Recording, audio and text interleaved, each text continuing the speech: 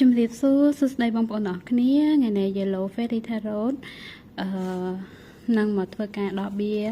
ពាក់ព័ន្ធនឹងសួរថាអ្នកដែលគាត់នៅ single ចង់សួរថាពេលណាដែលគាត់មានគូហើយពេលណាដែលគាត់ជួប soulmate ឬក៏ពេលណាដែលគាត់អាចមានសង្សារមានអីចឹងហ្នឹងហើយមិនថាជាសង្សារឬក៏ពេលណាដែលគាត់អាចបានរៀបការឬក៏មានជីវិតដៃគូនឹងគេអញ្ចឹងណាព្រោះគាត់ single យូរអញ្ចឹងយើងមកមើលថានៅពេលណាហើយមនុស្សម្នាក់ហ្នឹងគាត់មានអត្តចរិតបែបម៉េចបុគ្គលិកលក្ខណៈបែបម៉េចហើយអាចនឹងជួបដោយរបៀបណាអីចឹងណាអញ្ចឹងយើងមកមើលទាំងអស់គ្នាអញ្ចឹងខ្ញុំដាក់ជា3ក្រុម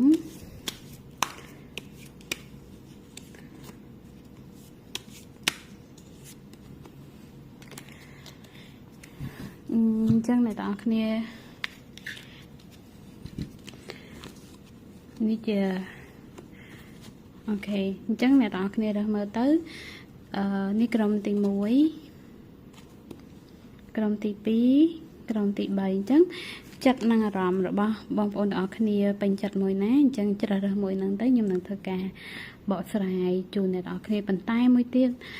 បើសិនជាការបកស្រាយរបស់ខ្ញុំត្រូវនឹងសាច់រឿងស្ថានភាពបងប្អូនទាំងអស់គ្នាគឺជាសារប៉ុន្តែបើសិនជាត្រូវទេសូមអ្នកទាំងអស់គ្នាចាត់ទុកថាវាជាការស្ដាប់កម្សាន្តទាំងអស់គ្នា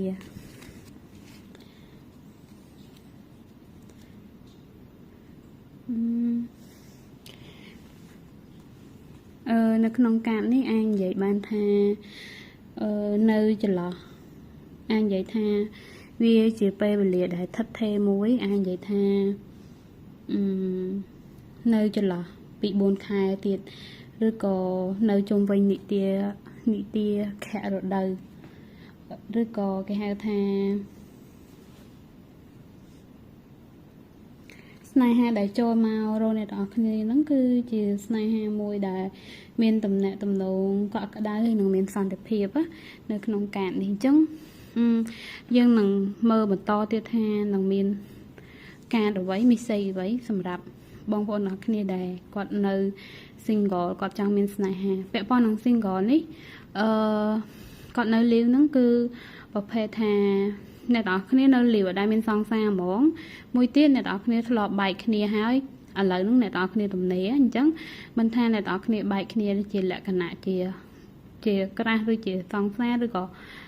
ជាដៃគូនឹងគ្នាហើយក៏បែកគ្នាហើយឥឡូវហ្នឹងអ្នកទាំងអស់គ្នានៅ single អញ្ចឹងយើងមើលបានទាំងអស់ឲ្យតែអ្នកទាំងអស់គ្នានៅ single ណាហ្នឹងហើយអញ្ចឹងនៅក្នុងកាតនេះបងប្អូនមួយចំនួនគឺអាចមានរយៈពេល4ខែទៀតប៉ុន្តែខ្ញុំនឹងដោះបន្តទៀតអញ្ចឹងយើងមិនទាន់ច្បាស់ពី message full message ពេញហ្នឹងគឺវាមិនអញ្ចឹងណាអញ្ចឹងយើងមើលបន្តទៀត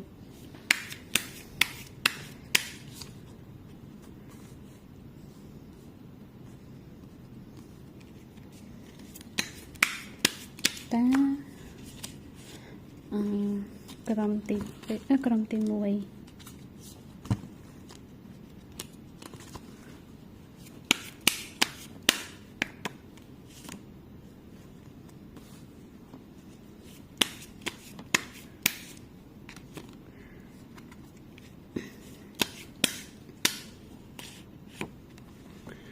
អូខេអញ្ចឹងក្រុមទី1អាចនិយាយបានថាអ្នកទាំងអស់គ្នានឹងជួបម្នាក់ហ្នឹងអាចនិយាយបានថាអ្នកក្នុងអ្នករើសកាតក្រុមទី1អាចមានបងប្អូនមួយចំនួនគាត់ធ្លាប់គេហៅថាធ្លាប់ខូចចិត្តពីមុនមកអាចនិយាយបានថាចា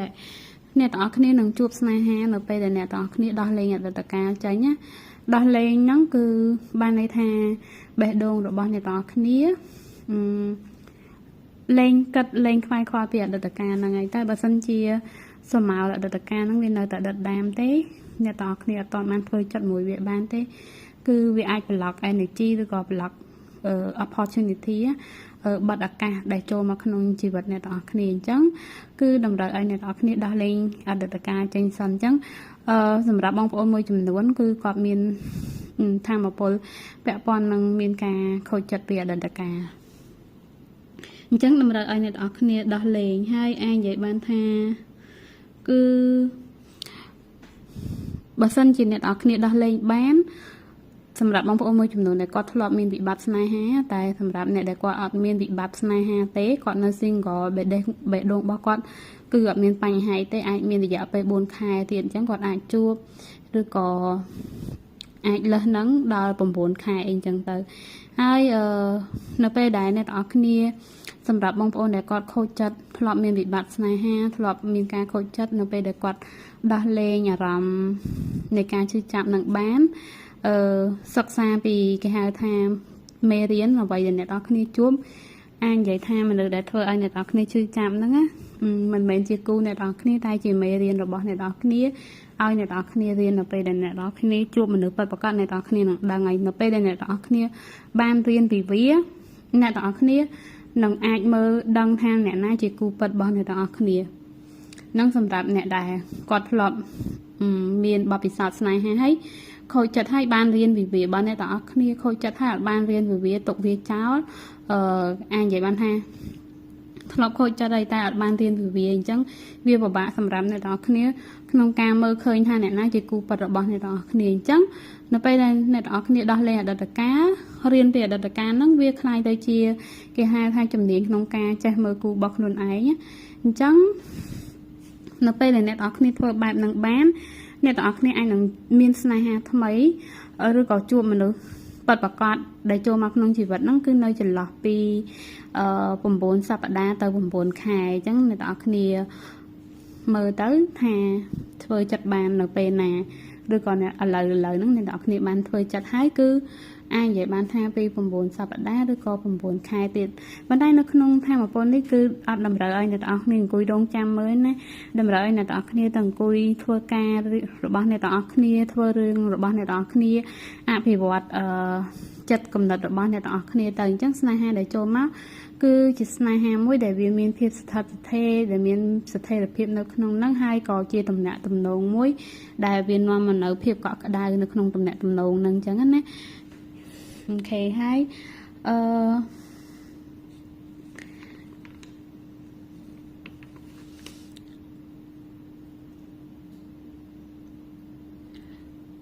អាចនិយាយថាស្នេហាដែលចូលមកគឺជាស្នេហាដែលនាំនៅសន្តិភាពជូនអ្នកទាំងអស់គ្នាគឺអាចថាមនុស្សដែលចូលមកជាមនុស្សស្រីឬក៏ជាមនុស្សប្រុសដែលគាត់មានមូលដ្ឋានគ្រឹះអាចនិយាយថាបើគាត់ជាមនុស្សស្រីគាត់ជាមនុស្សស្រីដែលឆាបឆាយឬក៏ស្រស់ស្អាតឬក៏ចូលចិត្តធ្វើខ្លួនបែបស្អាតអញ្ចឹងមនុស្សដែលចេញមក clean គាត់អត់ចូលចិត្តធ្វើខ្លួនចេញមកអត់ស្អាតនិយាយទៅជាមនុស្សដែលគេហៅថា fashion ណាគាត់ជាមនុស្សដែលមាន fashion នៅក្នុងខ្លួនរបស់គាត់និយាយទៅម្នាក់ហ្នឹងចេញមកគឺមានអារម្មណ៍ថាឆ្វាយហ្មងបើសិនជាគាត់ជាមនុស្សស្រីគឺតាក់ទាញខ្លាំងមែនទែនអញ្ចឹងបើសិនជាមនុស្សប្រុសវិញដូចគ្នាគឺមានភាពតាក់ទាញដូចគ្នាគឺសង្ហាខ្លាំងតែម្ដងនិយាយទៅយើងមានអារម្មណ៍ថាអូម្នាក់ហ្នឹងស្អាតដូចជាតារាអីចឹងណាយើងមានអារម្មណ៍ថាវ៉ាវបែបហ្នឹងនៅពេលដែល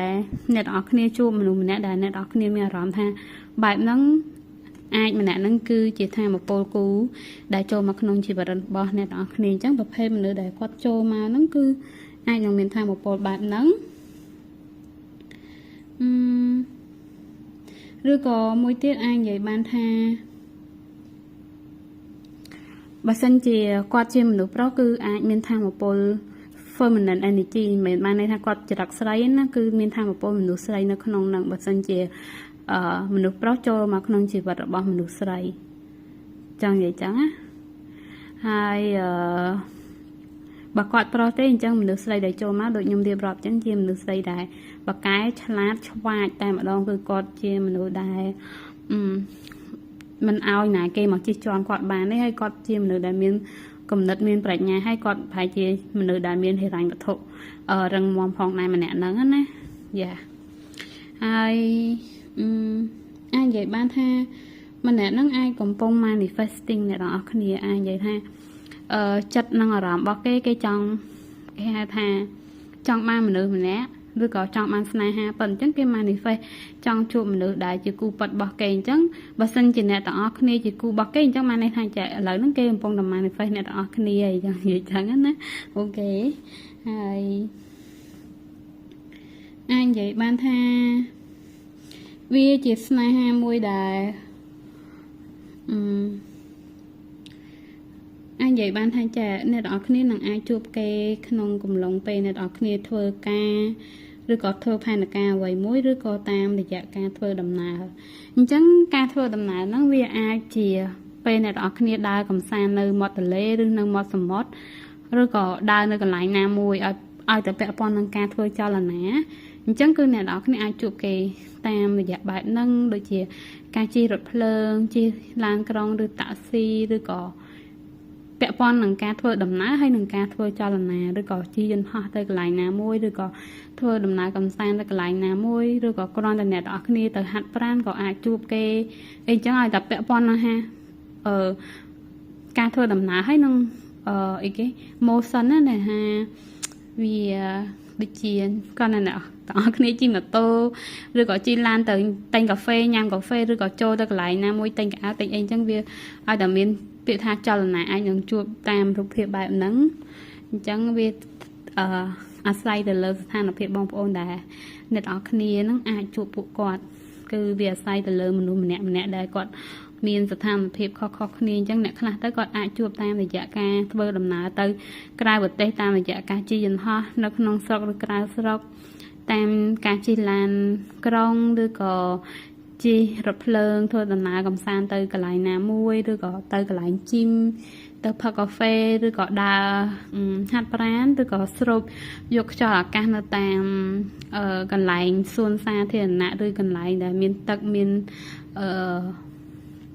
គេហៅថាមានខ្យល់អាកាសបរិសុទ្ធអីអញ្ចឹងណាហ្នឹងហើយអាចជួបតាមប្រភេទអញ្ចឹង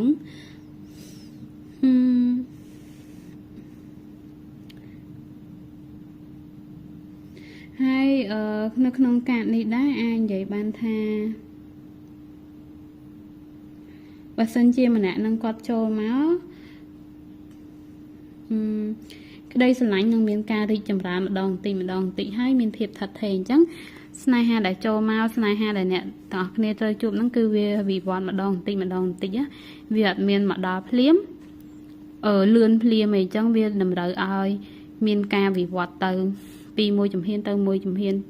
ពេលជួបគ្នាមានការចាប់ផ្ដើមស្គាល់គ្នាហ្នឹងគឺពី step 1ទៅ step 1អត់មានថាជួបគ្នាភ្លាមនិយាយថាខ្ញុំស្រឡាញ់អ្នកហើយយើងរៀបការមួយគ្នាគឺអត់មានអញ្ចឹងទេតែ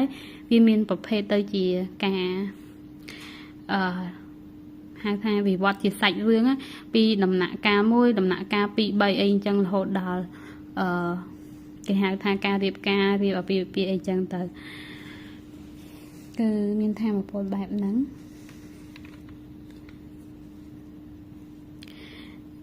ហើយមួយវិញទៀតនោះគឺ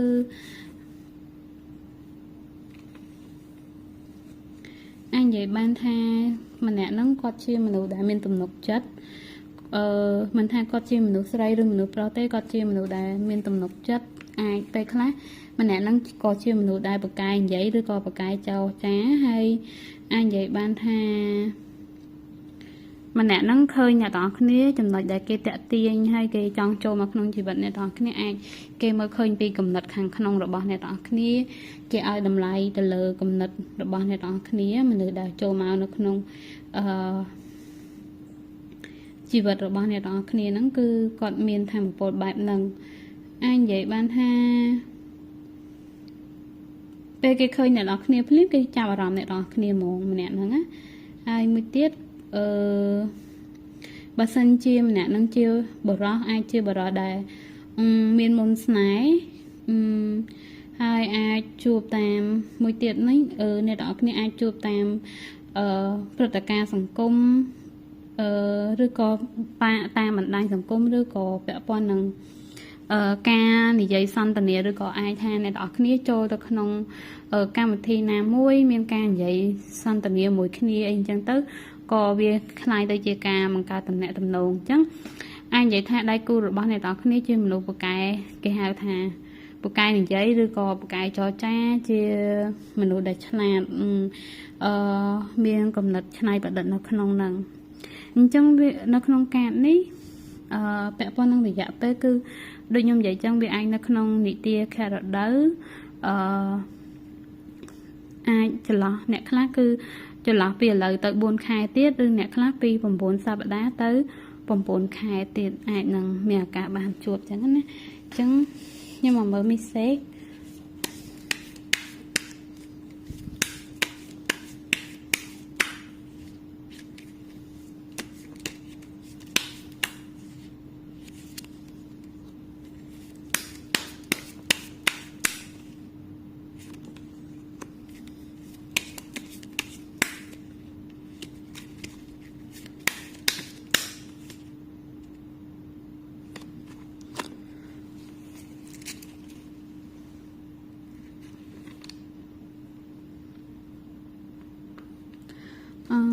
មីសេចដូចខ្ញុំនិយាយចឹងគឺនៅពេលដែលអ្នកទាំងអស់គ្នាចាក់ចេញពីការបំពុលពីធម៌ពលមិនល្អពីមនុស្សដែលនាំតែគេហៅថា toxic នៅរឿងមិនល្អចូលមកក្នុងជីវិតអ្នកទាំងអស់គ្នាអ្នកទាំងអស់គ្នាត្រូវលីសវាចេញបន្ទាប់ពីអ្នកទាំងអស់គ្នាយកអារឿងទាំងអស់ហ្នឹងចេញការសោកសៅការសោកស្ដាយចេញស្នេហាពិតនឹងចូលមកជំនួសស្នេហាដែលត្រាម៉ាអញ្ចឹងបើសិនជាពីមុនអ្នកទាំងអស់គ្នាជួបស្នេហាបែបត្រាម៉ាពេលដែលអ្នកទាំងអស់គ្នាយកអាស្នេហាបែបត្រាម៉ានឹងចេញអ្នកទាំងអស់គ្នានឹងជួបស្នេហាពិតនឹងចូលមកក្នុងជីវិតអញ្ចឹងគឺដូចខ្ញុំរៀបរាប់ពីដំបូងអញ្ចឹងវាម៉ាច់ជាមួយគ្នាបានន័យថាចក្រវាលគាត់ចង់ប្រាប់ថាសួរថានៅពេលណាដែលអ្នកទាំងអស់គ្នាអាចជួបគូអ្នកទាំងអស់គ្នាឬអាចមានសង្សារឬក៏មាន soulmate ទៅបានជួបគូព្រេងរបស់អ្នកទាំងអស់គ្នាហ្នឹងគឺតម្រូវឲ្យអ្នកទាំងអស់គ្នាមួយចំនួនអញ្ចឹងអាចមានអ្នក single ហើយដែលគាត់អត់ដល់មានបញ្ហាស្នេហាទេក៏អាចមានអ្នកដែលគាត់មានបញ្ហាពីមុនមកអញ្ចឹងធ្លាប់មានវិបត្តិនៃការឈឺចាប់គឺចាក់ចេញពីអាហ្នឹងហើយពេលដែលអ្នកនរគ្នាចាក់ចេញស្នេហាពិតវានឹងមកជំនួសកន្លែងដែលធ្លាប់ឈឺចាប់ហ្នឹងណាចក្រវាលគាត់ចង់ប្រាប់បែបហ្នឹងដល់អ្នកទាំងអស់គ្នាហើយនៅក្នុងកាតនេះគឺបន្ទាប់ពីអ្នកទាំងអស់គ្នាដោះលែងរបួសចាស់ចេញស្នេហាថ្មីអាចចូលមកអញ្ចឹង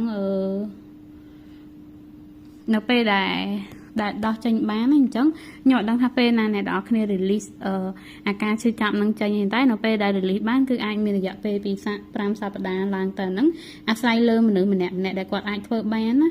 បន្ទាប់ពីអ្នកទាំងអស់គ្នាចាក់ចេញពីការឈឺចាប់អញ្ចឹងចក្រវាលគាត់ប្រាប់អញ្ចឹងហើយអញ្ចឹងខ្ញុំឲ្យចន្លោះយកពី5សប្តាហ៍រហូតដល់9ខែអញ្ចឹងនៅក្នុងនោះវាមានចន្លោះពី4ខែផង7ខែផងនិង5សប្តាហ៍ឡើងទៅអញ្ចឹងអាស្រ័យលើបងប្អូនទាំងអស់គ្នាទេគាត់អ្នកខ្លះគាត់អាចជួបនៅក្នុងចន្លោះពី5សប្តាហ៍អ្នកខ្លះទៅក៏4ខែអ្នកខ្លះទៅ7ខែឬក៏9ខែឬក៏អ្នកខ្លះទៅនៅក្នុងនីតិខែរដូវអីអញ្ចឹងទៅគឺមានថាមពលបែបហ្នឹងហើយអ្នកទាំងអស់គ្នាអាចនឹងជួបណាគេម្នាក់អាចថាគូរបស់អ្នកទាំងអស់គ្នាចូលមកគេរៀងអៀនដែរចឹងនិយាយចឹងណាហើយម្នាក់ហ្នឹងក៏គេហៅថាមានញៀនខ្លាំងមនុស្សដែលចូលមកក្នុងជីវិតអ្នកទាំងអស់គ្នាហ្នឹងប្រភេទជាមនុស្សដែលគាត់មាន spiritual អញ្ចឹងបានន័យថាជាមនុស្សដែលអាចយល់ដឹងពីអារម្មណ៍របស់យើងអីចឹងទៅជាមនុស្សប្រភេទអញ្ចឹងហើយអាចនិយាយបានថាគេក៏ស្ថិតនៅក្នុងស្ថានភាពមួយគេហៅថាធម៌ពល healing កំពុង healing ការព្យាបាលការមើលថែខ្លួនឯងមើលថែបេះដូងខ្លួនឯងគិតបែបល្អពាក្យ healing ហ្នឹងគឺធ្វើមិនឲ្យខ្លួនឯងកាន់តែល្អប្រសើរឡើងជាពិសេសគឺពាក់ព័ន្ធនឹងគេហៅថា spiritual ពាក់ព័ន្ធនឹងញាណពាក់ព័ន្ធនឹងអារម្មណ៍ផ្លូវចិត្តហ្នឹងគឺខ្លាំងគឺពាក់ព័ន្ធនឹងរឿងហ្នឹងអញ្ចឹងនៅពេលដែលយើងអភិវឌ្ឍអារម្មណ៍នៃផ្លូវចិត្តរបស់យើងឲ្យវាកាន់តែខ្លាំងវាកាន់តែល្អគំនិត positive ហ្នឹងវាចូលមកវាមក release អារឿង toxic ហ្នឹងចេញទៅវាជាធម៌ពលមួយដែលបើកឱកាសធំឲ្យអ្នកទាំងអស់គ្នាជួបស្នេហាពិតអញ្ចឹង អ្នកទាំងអស់គ្នាសង្កេតមើលទៅថាអ្នកណាដែលនៅពេលដែលគាត់ចូលមកគាត់មានថាមពលបែបហ្នឹងអញ្ចឹងគឺអាចនៅចន្លោះពី5សប្តាហ៍រហូតដល់9ខែឬនៅក្នុងនិទាខែរដូវហើយមួយទៀតរឿងហ្នឹងវាកើតឡើងលុះត្រាតែបងប្អូនទាំងអស់គ្នាចាក់ចេញពីគំនិត toxic ឬក៏ថាមពល toxic ឬក៏មនុស្សដែលមានជាតិពុលមនុស្សដែលចាក់ចេញពីមនុស្សដែលធ្វើឲ្យជីវិតយើងចេះតែមកក្បែរយើងឲ្យធ្វើឲ្យយើងចេះយើងចោលអញ្ចឹងពេលអ្នកនរគ្នាចាក់ចេញពីអញ្ចឹងចង់បានគឺមានរយៈពេលដូចខ្ញុំរាប់អញ្ចឹងបើសិនខ្ញុំឧទាហរណ៍បើសិនជាអ្នកនរគ្នាអត់អាចកាត់អតីតកាលនឹងចាញ់ទេហើយខ្ញុំនិយាយថា9ខែឬ5សប្តាហ៍ទៀតអញ្ចឹងអ្នកទាំងអស់គ្នារងចាំមើលថា9ខែឬ5សប្តាហ៍ទៀតតែអត់ទាន់បានជួបនឹងបានន័យថាមិនមែននឹងបានន័យថាមកពីអ្នកទាំងអស់គ្នាអត់ទាន់បាន release វាចេញអញ្ចឹងនៅក្នុងការនេះដាច់ខាតគឺឲ្យអ្នកទាំងអស់គ្នាដើរចេញពីអតីតកាលអញ្ចឹងបើសិនជាបេះដូងអារម្មណ៍អ្នកទាំងអស់គ្នាបានដើរចេញពេញលេញ 100% ហើយអ្នកទាំងអស់គ្នានឹងបានជួបនៅក្នុងរយៈពេលហ្នឹងហើយមនុស្សដែលខ្ញុំនិយាយគឺជាមនុស្សដែលប្រកែកចរចាឆ្លាតឬក៏អ្វីដែលខ្ញុំសង្ខេបឡើងវិញគឺអាចជួបតាមរយៈការធ្វើដំណើរអូខេអញ្ចឹងឬការធ្វើចលនាអញ្ចឹងខ្ញុំសង្ឃឹមថាអ្នកនរគ្នានឹងទទួលបានក្រុមទី1អូខេអញ្ចឹងខ្ញុំចូលដល់ក្រុមទី2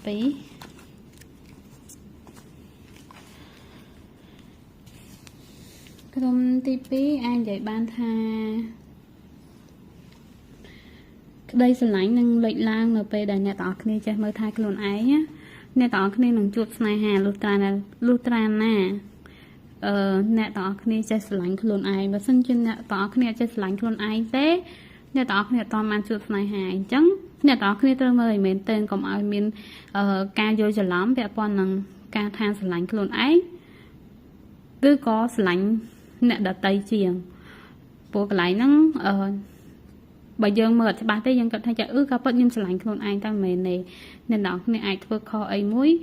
អាចមានការយល់ច្រឡំអញ្ចឹងការនឹងតម្រូវឲ្យអ្នកនរគ្នាសិក្សាពីខ្លួនឯងថាអ្នកនរគ្នាបានស្រឡាញ់ខ្លួនឯងនៅអញ្ចឹងការស្រឡាញ់ខ្លួនឯងគឺចាត់ទុកខ្លួនឯងជាអត្ថិភាពនេះមិនមែនបានន័យថាអ្នកនរគ្នាអាត្មានិយមទេប៉ុន្តែចេះផ្ដល់អ្វី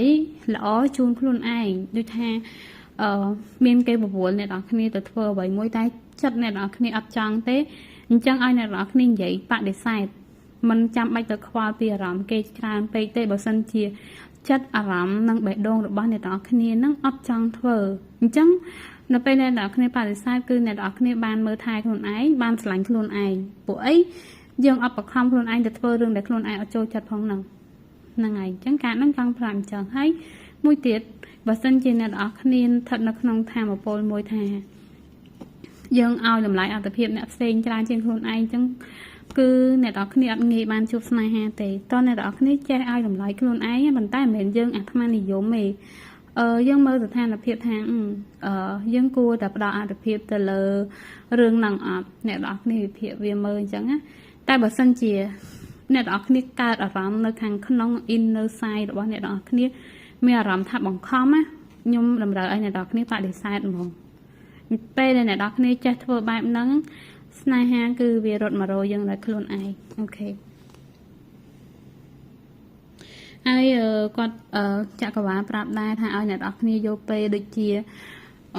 ប្រើពេលខ្លួនឯងហ្នឹងទៅកន្លែងស្ប៉ាម៉ាស្សាមុខឬក៏ស្ប៉ាឲ្យខ្លួនប្រាណទទួលបានថាមពល energy នៃការ relaxing នៃការគេហៅថាសម្រាកខ្លះហ្នឹងហើយឬក៏មានការដកថយបានន័យថាយើងកុំសម្រុកទៅមុខខ្លាំងពេកយើងចេះកាត់បន្ថយខ្លះទៅមុខខ្លះមានពេលខ្លះយើងត្រូវទៅមុខពេលខ្លះយើងត្រូវថយមួយជំហានពេលខ្លះយើងត្រូវទៅមុខមួយជំហានអញ្ចឹងឲ្យអ្នកនរគ្នាចេះមើលបែបហ្នឹងហើយអាចនិយាយបានថាបើសិនជាអ្នកនរគ្នាមានអារម្មណ៍អ្វីមួយពេញចិត្តអ្វីមួយចូលចិត្តអ្វីមួយឬក៏កាត់ពីអ្វីមួយអ្នកនរគ្នាអាចទៅសេវាចូលទៅក្នុងកំណត់ហេតុរបស់អ្នកទាំងអស់គ្នាវាคล้ายទៅជា diary មួយប៉ុន្តែការសរសេរមួយហ្នឹងវាប្រៀបដូចជាការ healing ចិត្តអារម្មណ៍អ្នកនរគ្នាវាប្រៀបដូចជាការដែលអ្នកនរគ្នាបានឆ្លាញ់ខ្លួនឯងផងដែរព្រោះអីយើងបានមើលថែខ្លួនឯងបានល្អអញ្ចឹងអ្នកនរគ្នានឹងជួបស្នេហានៅពេលណាគឺនៅពេលដែលអ្នកនរគ្នាអាចធ្វើបែបនឹងបានការប្រកាសអញ្ចឹងណាអញ្ចឹងអ្នកនរគ្នាស្ថិតក្នុងឋានៈពលអញ្ចឹងអត់អ្នកនរគ្នាអាចនឹងដឹងដោយខ្លួនឯង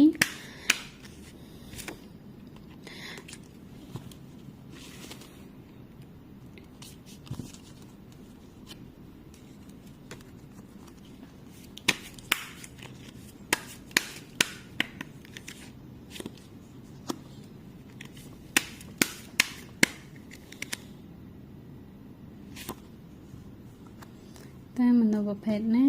ដែលអ្នកនរគ្នានឹងជួបស្នេហានៅពេលណា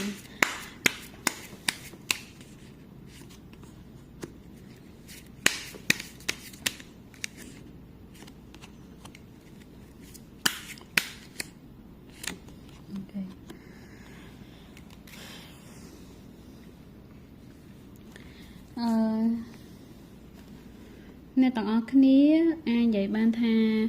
ធម្មពលគឺអាចនៅចន្លោះពី3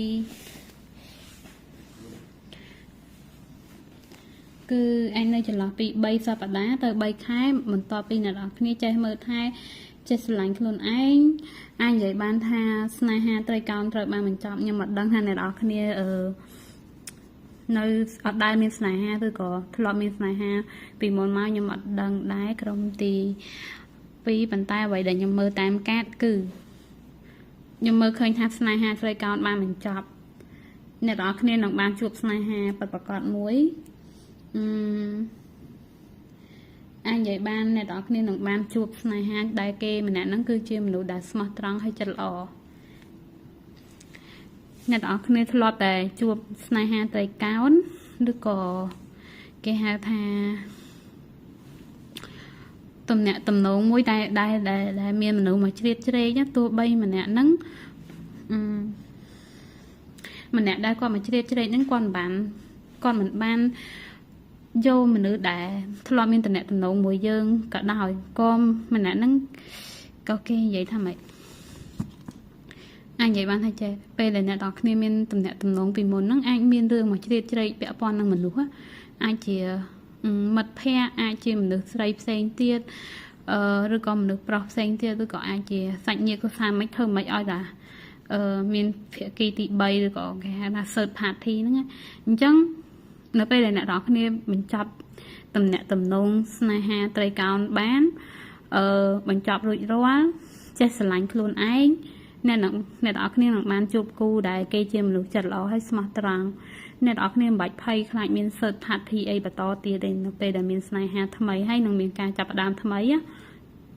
គឺមានការចាប់ផ្ដើមថ្មីកើតឡើងអញ្ចឹងអាចចន្លោះពី3សប្តាហ៍ទៅ3ខែទៀតអីចឹងណាហ្នឹងហើយឬក៏នៅចន្លោះ7ខែទៀតអញ្ចឹងយើងមើលតាមហ្នឹងទៅ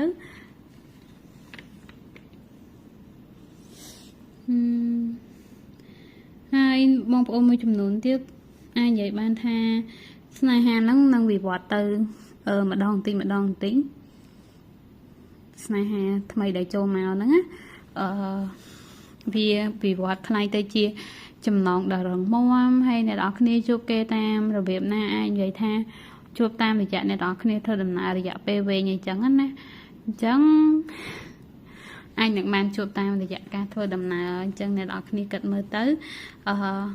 ឲ្យតែពាក់ព័ន្ធនឹងការធ្វើដំណើរគឺអាចនឹងជួបតាមរយៈបែបហ្នឹង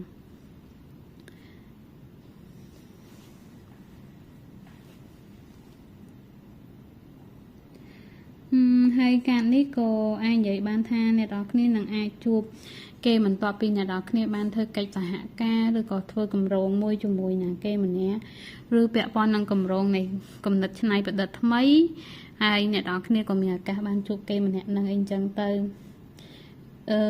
អាចនិយាយបានថាឬក៏ជាមនុស្សដែលគេឃើញអ្នកនរគ្នាគេកោតសរសើរ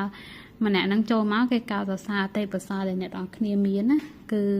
មានធម៌ពលបែបនឹងចូលមក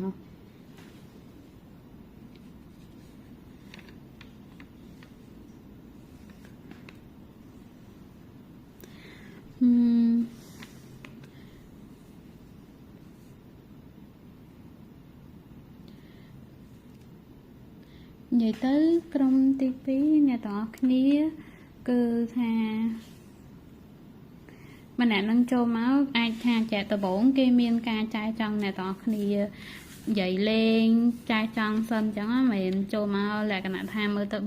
chặt tôm ấy bề về mơ tự bài là cái nè trai trong bàn tay chụp từ rồi này ha nơi không dẹp về về chẳng ai vậy tha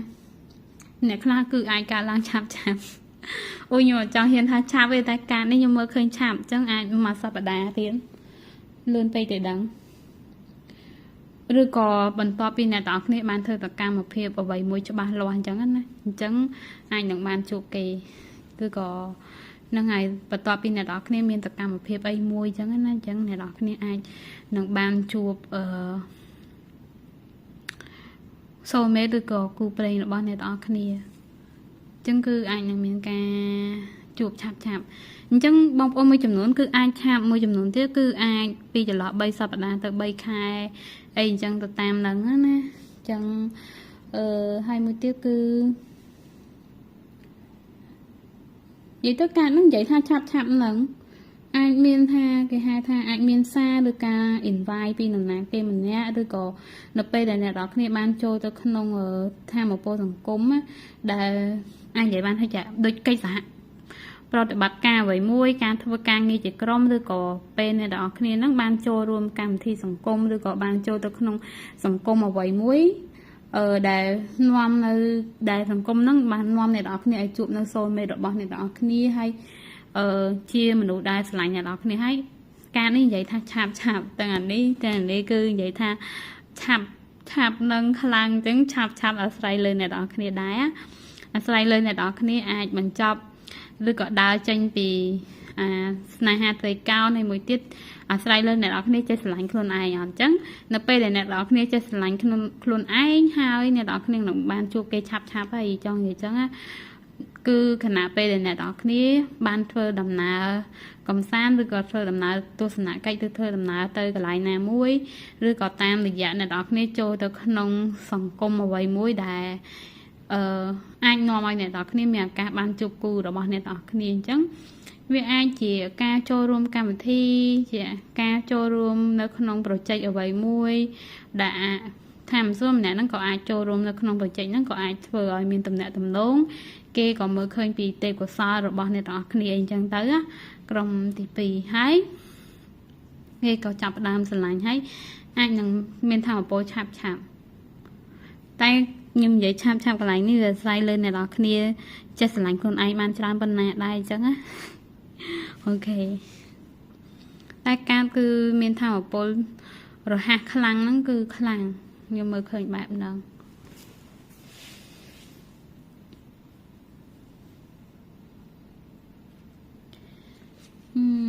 chẳng nè tao kia nhầm tao phảiตีจักรวาลสำหรับในตอนนี้ว้าว Destiny การ Destiny จังcái lại ní anh vậy ban tha mình đủ đại trâu máu chắc các bạnรับให้ชื่อมนุษย์ดามีนมุนสไนให้มันนั่งโจมาใจจังหรือจังพญาซามาเนี่ยต่อคณีมุนchắc các bạnรับทางกลมพลิกบากมือปอบซาหรือบ้านเนี่ยต่อคณีย่อมใหญ่ตามการที่นั่นนี่การดิสตินีการเปลี่ยนสไนการเปลี่ยนสไนหรือบ้านเนี่ยต่อคณี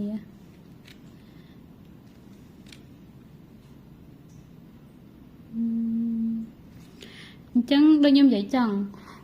เนี่ยต่อขึ้นนี่หนังอาจูบมันเนี่ยนังเนอเปย์ได้โอ้ยยมได้บ้านใบสลักกันสาใบสลักใช่ไหมใหญ่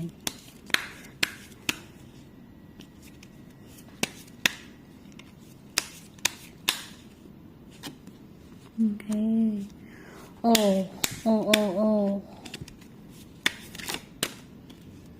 อเคเดี๋ยวโหลดมากรอยเนี่ยนะนี่จะยังไม่ตัวโยนงมองเต้แล้วสมทกาโบสไลจุนดอกนี่แบบว่านังซาจะกบ้าคือ anh vậy ban tha mà nè nắng có nè đó kia anh nắng chuột kê nó không chăm nắng nó pe đại nè đó kia mèo rằm tha nè đó kia miên sập tập hiệp này hay rành vật thô hay mà nè đại cho mà không chỉ vật nè đó kia nắng kê mơ khơi tha nè đó kia xạ xăm cho mũi kế đại ai pra dạ pe du vay nó không chỉ vật nắng cho mũi kê xa chả có bán pra thành trắng á ai chụp nó chăm nắng rứa con nó pe đạiสถานភាពហិរញ្ញវត្ថុរបស់អ្នកនរគ្នារឹងមាំអញ្ចឹងវាអាចមានពីរមិនចាំបាច់ថាអ្នកនរគ្នាត្រូវតែមានស្ថានភាពហិរញ្ញវត្ថុរឹងមាំទេក៏អ្នកនរគ្នាអាចបានជួបគេដែរនៅក្នុងឆ្នាំនោះមួយទៀតគឺអាចអ្នកនរគ្នាត្រូវមានស្ថានភាពហិរញ្ញវត្ថុហ្នឹងឲ្យបានរឹងមាំអញ្ចឹងអ្នកនរគ្នានឹងអាចផ្លាស់ប្ដូរជោគវាសនារបស់ខ្លួនឯងអាចជួបគូពិតរបស់ខ្លួនឯងដែលគូពិតម្នាក់ហ្នឹងគេមើលឃើញថាអ្នកនរគ្នាជាមនុស្សដែលស័ក្តិសមរួមដំណើរជាមួយគេមើលឃើញអ្នកនរគ្នាមានគុណតម្លៃនៅក្នុងហ្នឹងហើយដូចខ្ញុំនិយាយចឹងតាំងអ្នកនរគ្នាឬម្នាក់ហ្នឹងនៅពេលដែលអ្នកនរគ្នាមានស្នេហាឬជួបស្នេហាថ្មីហ្នឹងណាជាប្រភេទមនុស្សដែលចូលមកគឺមានគុណតម្លៃមាន value នៅក្នុងហ្នឹងមកជាមនុស្សដែលមានគុណភាពជាមនុស្សដែលប្រកែកឆ្លាតមានគេហៅថាមានអ្វីមួយដែលមានគុណតម្លៃនៅក្នុងខ្លួនរបស់គាត់ដែល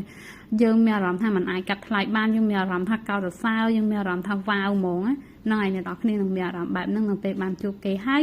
មួយទៀតដូចខ្ញុំនិយាយចឹងអ្នកនរគ្នាអាចនឹងជួបគេនៅក្នុងតាមរយៈការចូលទៅក្នុងសង្គមឬក៏ការប្រជុំអ្វីមួយអ្នកនរគ្នាអាចនឹងជួបគេតាមរយៈថាអ្នកនរគ្នាចូលទៅក្នុងកិច្ចប្រជុំឬការជួបជុំដ៏ភ្ញាក់ផ្អើលមួយដែលថាអ្នកនរគ្នាមានការរំពឹងទុកទេអាចថាជួនកាលអ្នកនរគ្នាទៅញ៉ាំអីនៅកន្លែងណាមួយឬកន្លែងហ្នឹងគឺជាកន្លែងដែល hai កន្លែងដែលគេហៅថា luxury កន្លែងដែលប្រណិតឧទាហរណ៍ថាអ្នកនរគ្នាទៅញ៉ាំអីនៅ Sky Bar ខ្ញុំឧទាហរណ៍ណានៅ Morgan អីចឹងទៅអាចបានជួបគេនៅកន្លែងអញ្ចឹងឬក៏មិនថានៅកន្លែងណាឯតែវាមើលទៅមានលក្ខណៈថាមានប្រណិតភាពមានភាពទាន់សម័យ luxury modern មកន័យថាអ្នកទាំងអស់គ្នានឹងបានជួបពួកគេតាមរយៈកន្លែងបែបហ្នឹង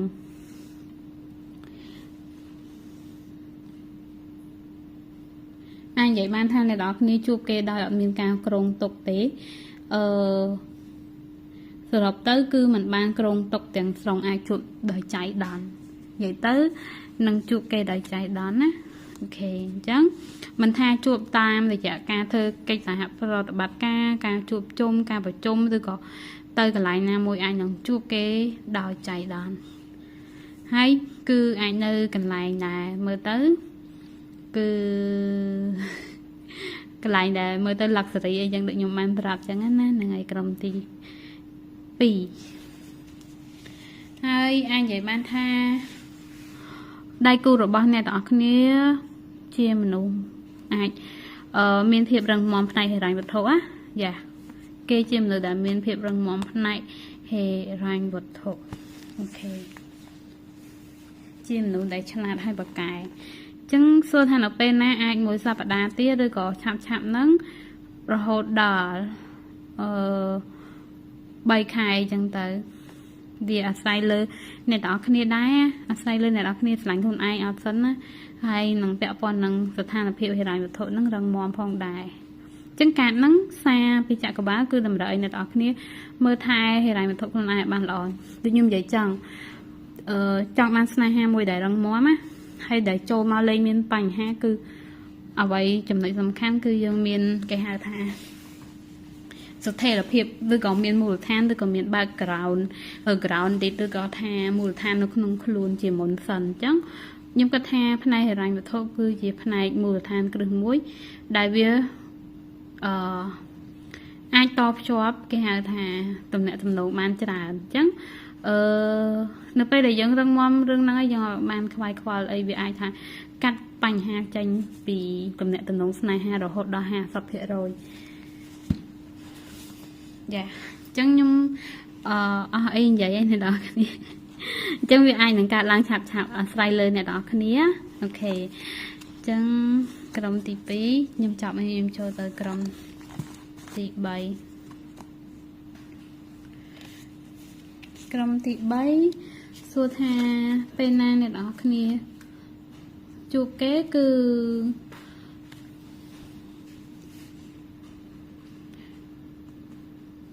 ខ្ញុំដោះស្លឹកបៀបន្តសិនបានខ្ញុំអាចនិយាយប្រាប់អ្នកនរគ្នាថារយៈពេលប៉ុន្មានអញ្ចឹងណាប៉ុន្តែស្នេហាដែលចូលមកគឺជាតំណែងតំណងដែលស៊ីជម្រៅអាចវាកើតឡើងតាមរយៈការនិយាយគ្នាអ្នកនរគ្នាអាចនឹងជួបនរណាម្នាក់ដែលគេអាចទទួលយកគំនិតរបស់អ្នកនរគ្នាយកស្របជាមួយអ្នកនរគ្នាគិតថាគំនិតគេនិងអ្នកនរគ្នាគឺស៊ីគ្នាហ្មងអ្នកនរគ្នានិយាយក៏ត្រូវដែរម្នាក់នោះអូខេហើយនឹងមានការចាប់ផ្ដើមថ្មីមួយកើតឡើងគឺ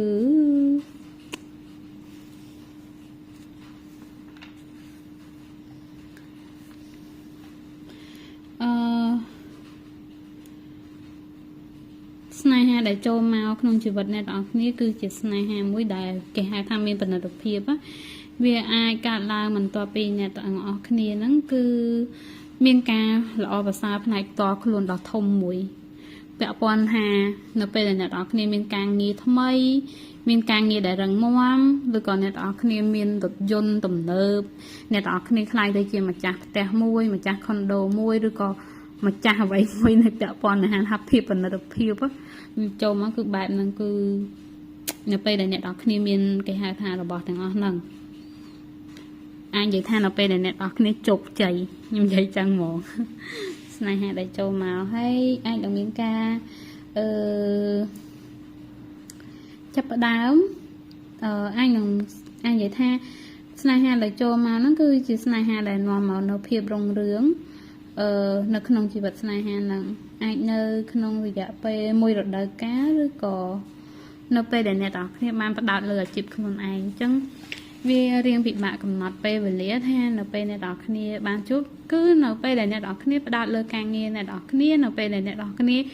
ជោគជ័យនៅក្នុងជីវិតអ្នកទាំងគ្នាជោគជ័យធំរឿងអ្វីមួយស្នេហាហ្នឹងចូលមកអូខេហើយស្នេហាហ្នឹងចូលមកនាំនៅភាពរុងរឿងគេហៅថាabundant បានន័យថា harmony គេហៅថាភាពសម្បូរបែបម្ចាស់ abundant ភាពសម្បូរបែប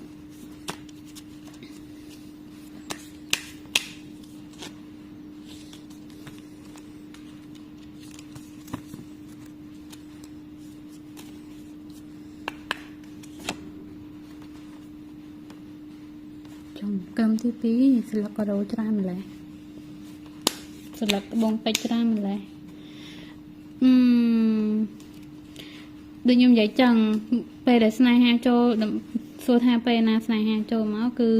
តម្រូវឲ្យអ្នកទាំងគ្នាមានតុល្យភាពជាមុនសិនណាបានន័យថាត្រូវបើសិនជាអ្នកទាំងអស់គ្នាស្ថិតនៅក្នុងស្ថានភាពមួយដែលមាន unbalance បានន័យថាមិនថាពាក់ព័ន្ធនឹងការងារឬក៏ហេរ៉ាញ់វត្ថុឬក៏រឿងអ្វីមួយដែលវាអត់ទាន់មានភាពស្មើគ្នាអត់ទាន់មានតុល្យភាពនឹងណូនឹងថឹងទេគឺអត់ទាន់បានជួបស្នេហាអញ្ចឹងជួបនៅពេលដែលអ្នកនរគ្នាមានភាពនឹងថឹងនឹងណូនៅក្នុងជីវិតប្រចាំថ្ងៃនៅក្នុងខ្លួនរបស់អ្នកនរគ្នាមិនថាពាក់ព័ន្ធហេរ៉ាញ់វត្ថុឬក៏ផ្លូវចិត្តឬក៏ការងារឬក៏អ្វីមួយទេហើយអ្នកនរគ្នាអាចនឹងជួបគេតាមរយៈការងារឬការសិក្សាការហ្នឹងអាចប្រាប់មកអញ្ចឹង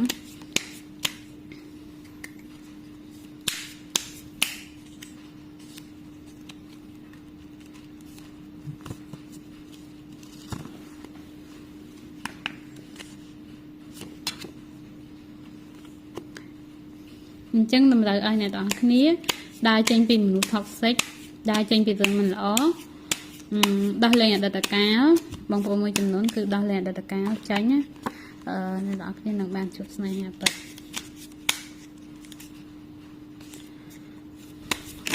អូច្រើនណាស់អ្នកទាំងគ្នាពីរូប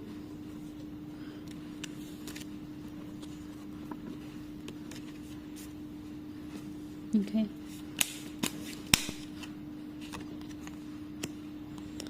ស្នេហានឹងកើតឡើងនៅពេលអ្នកទាំងអស់គ្នាចេះស្រឡាញ់ខ្លួនឯងពេលអ្នកទាំងអស់គ្នាដើរចេញពីរឿងមិនល្អដោះលែងអតីតកាលចេញណា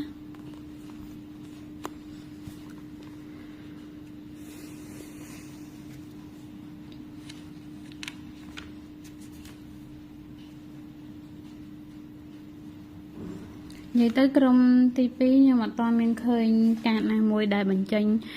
ពីពេលវេលាច្បាស់លាស់ទេពេលវេលាដែលខ្ញុំអាចនិយាយបានគឺនៅពេលដែលអ្នកទាំងអស់គ្នាមាន balance នៅក្នុងខ្លួននៅពេលដែលអ្នកទាំងអស់គ្នាដោះលែងអតីតកាលនៅពេលដែលអ្នកទាំងអស់គ្នាចេះស្រឡាញ់ខ្លួនឯងការប្រាប់មកអញ្ចឹងហើយអាចនិយាយបានថាអ្នកទាំងអស់គ្នានឹងបានជួបនៅពេលដែលអ្នកទាំងអស់គ្នារៀបចំផែនការឬយុទ្ធសាស្ត្រហើយអាចជាមនុស្សម្នាក់ដែលលួចមើលអ្នកទាំងអស់គ្នាអញ្ចឹងក្រុមទី2មនុស្សម្នាក់ហ្នឹងអាចជាមនុស្សដែលស្គាល់អ្នកទាំងអស់គ្នាហើយគឺមានធម៌ពលបែបហ្នឹងតែមិនទាំងអស់ទេណាតែអាចជាមនុស្សដែលស្គាល់អ្នកទាំងអស់គ្នាហើយលួចមើលអ្នកទាំងអស់គ្នាតែអត់ទាន់បានប្រាប់ទេអញ្ចឹងអ្នកទាំងអស់គ្នានឹងបានជួបស្នេហានៅពេលណាគឺខ្ញុំអត់មានពេលវេលាច្បាស់លាស់ជូនក្រុមទី3ប៉ុន្តែខ្ញុំចង់ប្រាប់ថានៅពេលដែលអ្នកទាំងអស់គ្នាចេះស្រឡាញ់ខ្លួនឯងនៅពេលដែលអ្នកទាំងអស់គ្នាធ្វើឲ្យខ្លួនឯងមាន balance មានតុល្យភាពមានភាពនឹងធោនឹងថឹងនៅក្នុងអាជីពការងារហិរញ្ញវត្ថុផ្លូវចិត្តរបស់អ្នកទាំងអស់គ្នាអ្នកទាំងអស់គ្នានឹងបានជួបស្នេហាខ្ញុំសង្ឃឹមថានៅពេលដែលខ្ញុំដោះគេហៅថាមីសេចពីចក្រវាឡទៅនឹងមានប្រាប់ខ្ញុំពីពេលវេលាជាក់លាក់តែនៅក្នុងនេះគឺអត់ទាន់មានប្រាប់ពីពេលវេលាជាក់លាក់ទេគឺប្រាប់ឲ្យអ្នកទាំងអស់គ្នាស្រឡាញ់ខ្លួនឯងសិនណាហើយឲ្យអ្នកទាំងអស់គ្នាដោះលែងទៅរឿងណាមិនល្អរឿងណាដែលធ្វើឲ្យខូចចិត្តរឿងណាដែលកាត់ទៅធ្វើឲ្យសៅមងចិត្តគឺអ្នកទាំងអស់គ្នាដោះលែងវាចេញទៅហើយចក្រវាឡប្រាប់ថាដោះលែងចេញទៅស្នេហានឹងចូលមកធ្វើបានកាន់តែលឿនស្នេហាក៏ចូលមកកាន់តែលឿនហើយអាចថាមានគេចាយចង់អ្នកទាំងអស់គ្នាឬក៏លួចមើលអ្នកទាំងអស់គ្នាផងដែរក្នុងកាតហ្នឹងប៉ុន្តែអ្នកទាំងអស់គ្នាកុំបារម្ភអីនៅពេលដែលស្នេហាចូលមកគឺជាស្នេហាដែលនាំមកនៅភាពរុងរឿងអញ្ចឹងការនៅពេលនេះសួរថាពេលណាមានស្នេហាការប្រាប់ថាផ្ដោតលើអាជីពការងារខ្លួនឯងទី1ស្រឡាញ់ខ្លួនឯងចក្រវាឡប្រាប់ថាទី1ឲ្យអ្នកទាំងគ្នាស្រឡាញ់ខ្លួនឯងជាមុនសិនហើយតបមកផ្ដោតលើអាជីពការងារឬក៏ផ្ដោតលើមុខរបរឬជំនាញឬក៏ការសិក្សារបស់ខ្លួនឯងជាមុនសិនហើយអ្នកទាំងគ្នាទៅធ្វើឲ្យមាន balance រវាងផ្លូវចិត្តហើយនឹងហិរញ្ញវត្ថុអញ្ចឹងពេលអ្នកទាំងគ្នាមានហិរញ្ញវត្ថុរឹងមាំផ្លូវចិត្តរបស់អ្នកទាំងគ្នា positive ស្នេហាចូលមកហ្មងអញ្ចឹងចក្រវាឡមានប្រាប់ថាពេលណាទេចក្រវាឡក៏ប្រាប់ថាអ្នកទាំងគ្នាធ្វើបែបនឹងបានពេលណាស្នេហានឹងចូលមកពេលហ្នឹងតែកុំបារម្ភលេងជាស្នេហាដែលនាំមកនៅការឈឺចាប់ទៀតហើយគឺជាស្នេហាដែលនាំមកនៅភាពរុងរឿងនៅក្នុងជីវិតរបស់អ្នកទាំងគ្នាអញ្ចឹងចក្រវាឡប្រាប់ថាចេះស្រឡាញ់ខ្លួនឯងឲ្យតែច្រើនទៅផ្ដល់អាទិភាពឲ្យខ្លួនឯងមុនផ្ដល់អាទិភាពលើការងាររបស់អ្នកទាំងគ្នាស្រឡាញ់ខ្លួនឯងបន្ទាប់មកផ្ដោតលើការងារអញ្ចឹងការស្រឡាញ់ខ្លួនឯងគឺជាការមើលថែខ្លួនឯងទាំងរាងកាយនិងផ្លូវចិត្តការផ្ដល់ឲ្យខ្លួនឯងនៅហិរញ្ញវត្ថុដែលនឹងថឹង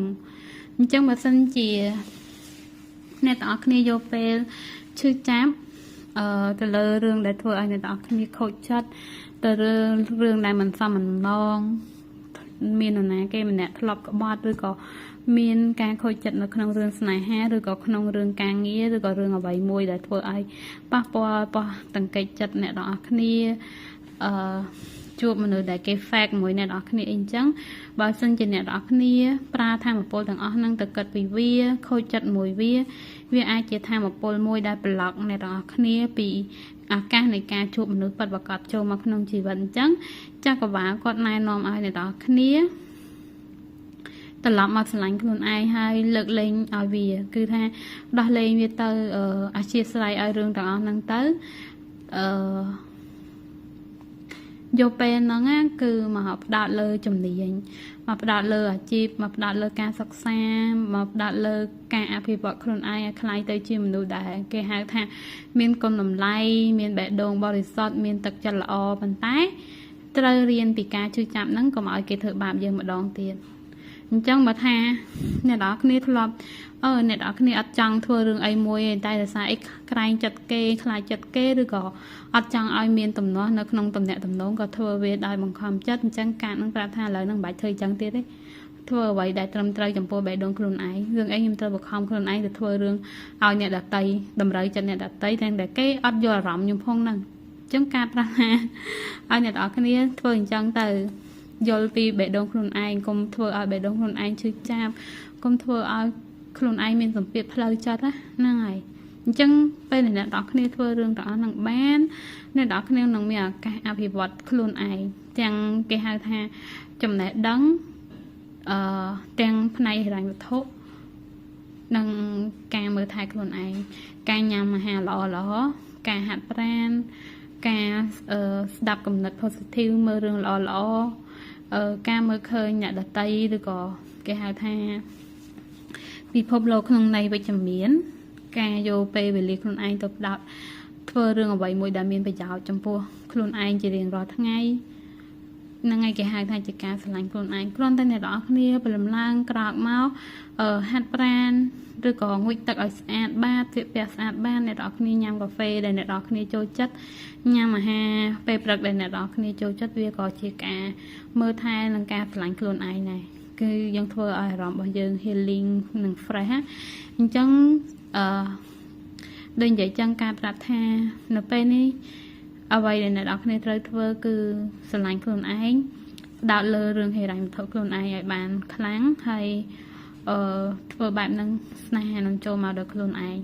អ្នកនរគ្នាមិនចាំបាច់ដេញតាមស្នេហាអ្នកនរគ្នាមិនចាំបាច់ត្រូវខ្វាយខ្វល់ពីមនុស្ស toxic ពីមនុស្សមានថាមពលមិនល្អដែលចេះតែធ្វើឲ្យអ្នកនរគ្នាអត់សុខចិត្តមិនបាច់ទៅខ្វល់មួយគេទៀតទេមិនចាំបាច់បង្ខំខ្លួនឯងធ្វើរឿងដែលខ្លួនឯងមិនចូលចិត្តចឹងខ្ញុំនឹង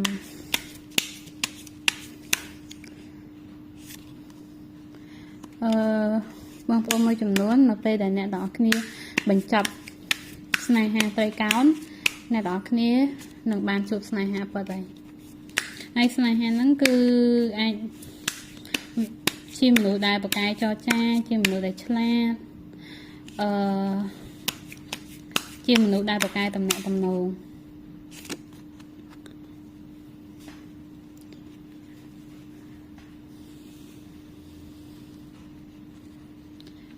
និយាយទៅមនុស្សដែលចូលមកក្នុងជីវិតអ្នកនរគ្នាជាមនុស្សដែលឆ្លាតបកកាយជាមនុស្សដែលនាំភាពរុងរឿងចូលមកក្នុងស្នេហាមួយហ្នឹងអញ្ចឹងស្នេហាថ្មីហ្នឹងគឺអ្នកនរគ្នាមិនបាច់ភ័យមិនចាំបាច់ស្ថិតនៅក្នុងទំនាក់ទំនងនៃការឈឺចាប់មិនចាំបាច់ជួបស្នេហាត្រីកោណនេះនិយាយទៅមនុស្សដែលគេប៉ັດប្រកាសមួយយើងណាអ្នកនរគ្នានឹងលែងមានអារម្មណ៍ថាខ្លួនឯងទៅប្រជែងជាមួយអ្នកដតីអ្នកនរគ្នានឹងលែងមានអារម្មណ៍សង្ស័យថាគេស្រឡាញ់ខ្ញុំឬស្រឡាញ់អ្នកផ្សេងឬស្រឡាញ់អ្នកស្រីហ្នឹងឬក៏ស្រឡាញ់ខ្ញុំគេច្បាស់ហើយអញ្ចឹងអ្នកនរគ្នាកុំយកពេលហ្នឹងទៅគិតពីម្នាក់ហ្នឹងឬក៏ទៅគិតរឿងហ្នឹងយកពេលហ្នឹងមកគិតពីខ្លួនឯងតែអញ្ចឹងបើគេស្រឡាញ់យើងច្បាស់ណាគេនឹងមកផ្ដល់សញ្ញាឬក៏ធ្វើអ្វីមួយឲ្យយើងមានទំនុកចិត្តអីចង់និយាយចឹងឲ្យយើងមានទំនុកចិត្តដឹងថាគេស្រឡាញ់ខ្ញុំហ្មងអញ្ចឹងអ្នកនរគ្នានឹង live នឹងចាក់ចេញពីតំណែងតំណងស្នេហាត្រីកោណនឹងចាក់ចេញពីរឿងដែលមិនល្អពីរឿងអតីតដែលជឿចាប់អ្នកនរគ្នានឹងដោះលែងវាចេញហើយអ្នកនរគ្នានឹងជួបមនុស្សដែលឆ្លាតដែលបកកាយចរចាបកកាយនិយាយបកកាយគេហៅថារកស៊ីឬក៏បកកាយនៅក្នុងមុខជំនាញនៅក្នុងជំនាញឬក៏នៅក្នុងការងាររបស់គេនិយាយទៅជាមនុស្សដែលមាន talent នៅក្នុងខ្លួនមានទេពកោសល្យយ៉ាជាមនុស្សប្រភេទបែបហ្នឹង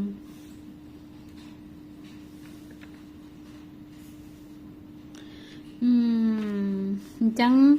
ខ្សាបញ្ជាក់ពីពេលវេលាគឺអាច9ថ្ងៃឬ9សប្តាហ៍តែខ្ញុំគិតថា9ថ្ងៃលឿនពេកទេដឹងប៉ុន្តែអាស្រ័យលើស្ថានភាពបងប្អូនម្នាក់ទេអញ្ចឹងអ្នកខ្លះគឺគាត់អាច9ថ្ងៃមែនឬក៏9សប្តាហ៍ទៅមុខឬក៏នៅពេលដែលអ្នកនរគ្នាមានស្ថានភាពនឹងថឹងផ្នែកហិរញ្ញវត្ថុអញ្ចឹងអាចបានន័យថាអ្នកដែលគាត់មកមើលបៀក្រុមទី3ហ្នឹងបងប្អូនមួយចំនួនគឺគាត់ ដើរចេញពីអតីតកាលនឹងបានហើយដើរចេញពីតំណែងតំណងត្រីកោណហើយអញ្ចឹងគាត់មានភាពថាចេះស្រឡាញ់ខ្លួនឯងមានស្ថិរភាពក្នុងហិរញ្ញវត្ថុគឺគាត់អាចនឹងជួបស្នេហាគាត់ឆាប់នឹងហើយបងប្អូនមួយចំនួនទៀតបើគាត់អាចមានបញ្ហាស្នេហាទេហើយគាត់មានការគាត់ចេះស្រឡាញ់ខ្លួនឯងគាត់មានតុល្យភាពនៅក្នុងជីវិតគាត់ក៏អាចជួបស្នេហារបស់គាត់ឆាប់នឹងដែរអញ្ចឹងណាអញ្ចឹងវាអាស្រ័យលើស្ថានភាពបងប្អូនទាំងអស់គ្នាអញ្ចឹងអ្វីដែលខ្ញុំនិយាយមុនហ្នឹងគឺពាក់ព័ន្ធនឹងអ្នកដែលគាត់ធ្លាប់ខូចចិត្តឬក៏គាត់ខូចចិត្តហើយអត់ទាន់បានព្យាបាលខ្លួនឯងឲ្យបានពេញលេញអញ្ចឹងគាត់អត់ទាន់បានជួបអីអញ្ចឹងតើតើអ្នកទាំងគ្នាព្យាបាលខ្លួនឯងឲ្យបានពេញលេញត្រឡប់មកស្រឡាញ់ខ្លួនឯងអភិវឌ្ឍហិរញ្ញវត្ថុខ្លួនឯងជាមុនសិនមកអ្នកទាំងគ្នាអាចបានជួបអញ្ចឹងនៅពេលអ្នកទាំងគ្នាធ្វើអញ្ចឹងបានគឺអត់យូរទេចាប់ពី9ថ្ងៃទៅ9សប្តាហ៍អីអញ្ចឹងអាចជួបហើយគឺជាក្តីស្រឡាញ់មួយដែលជ្រាលជ្រៅអាចនិយាយថាអ្នកខ្លះវិញគឺ